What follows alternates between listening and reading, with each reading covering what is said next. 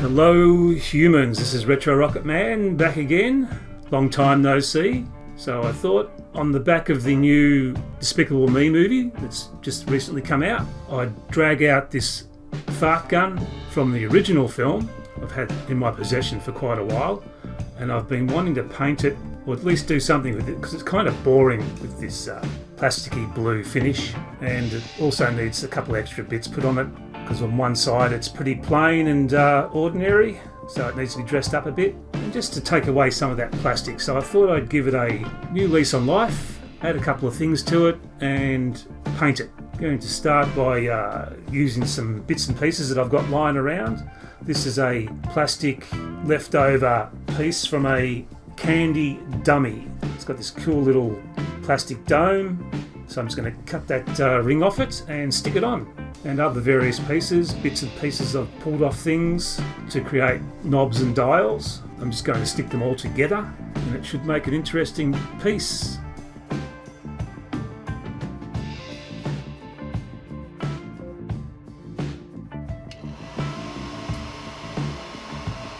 I'm going to have to start by hitting this piece with a hairdryer to soften up the plastic so I can push it through,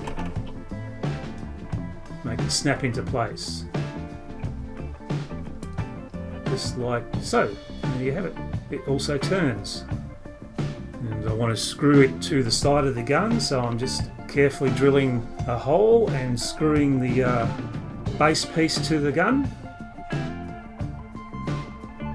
so it'll be able to turn freely. Bit of super glue, stick the knob to the top of that, and Bob's your uncle.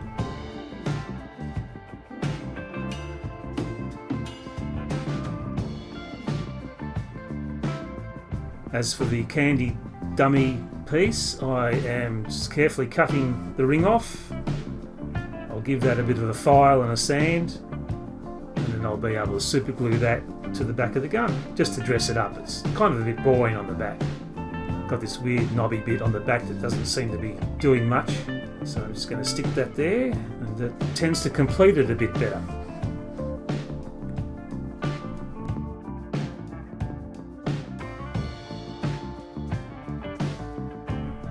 I'm using some milliput just to put a ring around the light area, just to give it a bit more, I don't know, a bit more dimension, a bit more interest, just to dress it up, you know, a bit of a retro fitting, make it look more retro than it already does. Sort of harken it back to the 50s, 40s and 50s where everything was really retro, and this is what this gun reminds me of. And now that I've given it an all-over undercoat, I've taped off the clear plastic bulb area, and it's all sort of uniform now, been brought together. Also stuck another panel on the side just to dress it up a bit, and you can see the dome bit sits nicely on the back. Yeah, it's coming along nicely.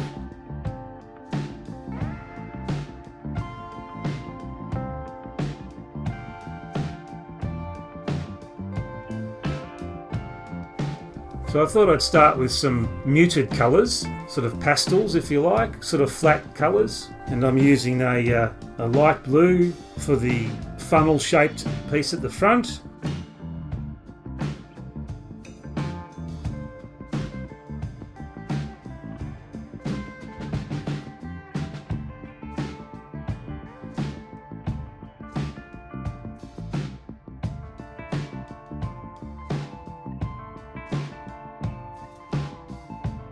This is a colour called Buff for the hand grip and other features. And also the green part is a colour called Cockpea Green.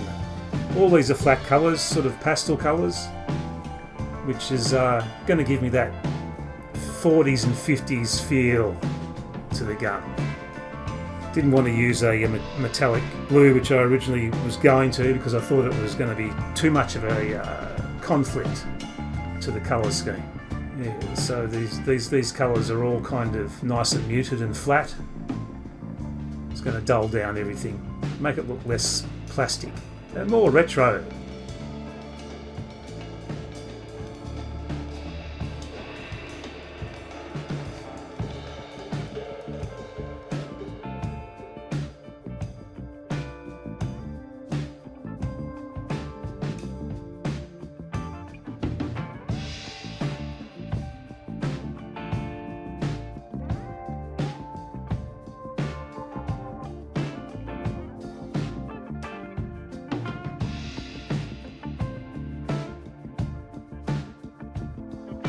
The only areas where I decided to give it a metallic finish was obviously this part with the so it would just stand out more once the dome was stuck back on it, and the dial button and the trigger. Oh, and naturally the barrel of the gun. That's the best way I could describe it. Where the fart comes out.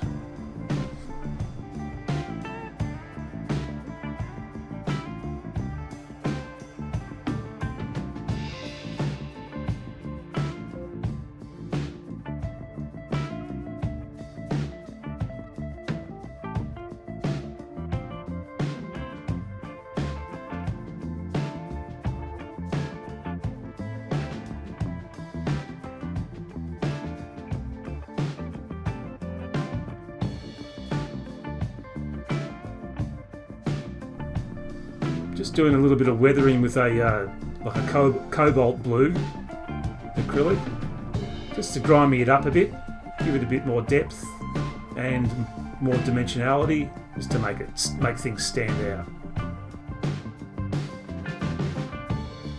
And in this little window here, I'm just going to give this a undercoat of white acrylic, and I will top it off with some clear finishes later.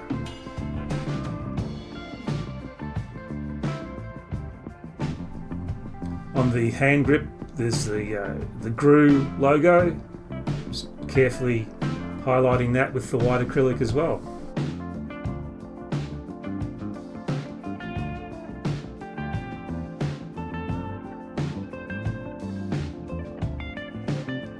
And a bit more silver accents added to the gun on the little proud bolts and these ridges around the funnel area of the gun. Sort of dry brushing it almost, just to give it a bit more like scratches and scrapes. It is a rather antiquated gun after all. And with the dry brush effect, I'm just giving it a scratch and scraped look on other areas, very, very carefully, not going too heavy, just random chips and scratches that may appear for a gun that's quite old.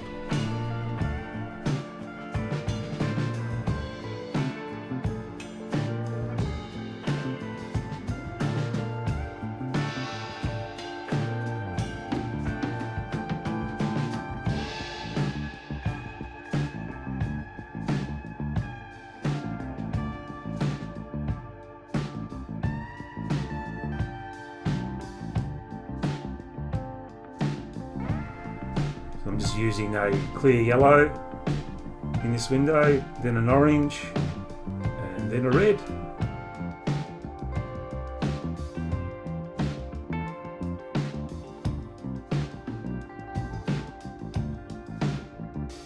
I came up with some little labels to stick to the gun. This is a low setting, if you like, for the gun, and I've labelled it a sneaky squeak.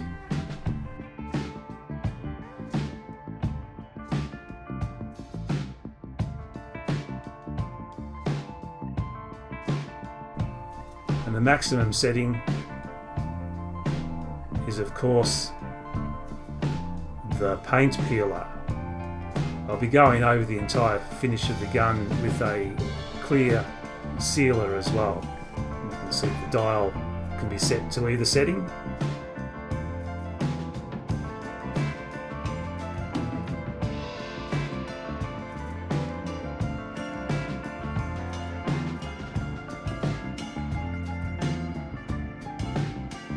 Now I'm just removing the tape from the clear bubble, and that's a nice finish there, right there.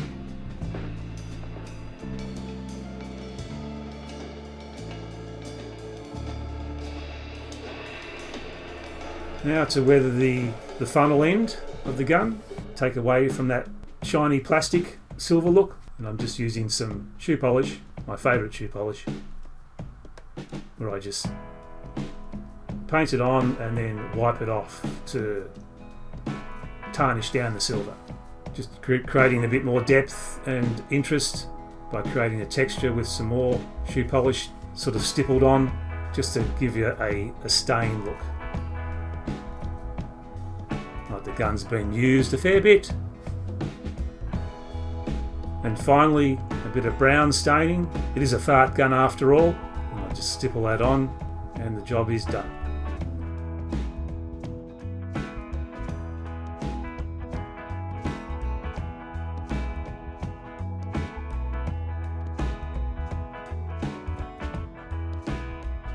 Now for some food dye water. It's just yellow in this, and this will create even more interest for the bubble area at the back. So I'm just filling the bubble up to a point, and then I will carefully stick it to the gun.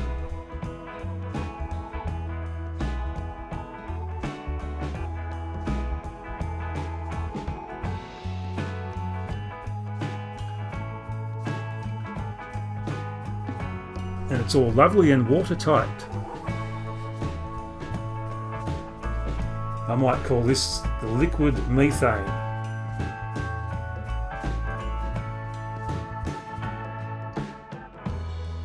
So there you have it, humans.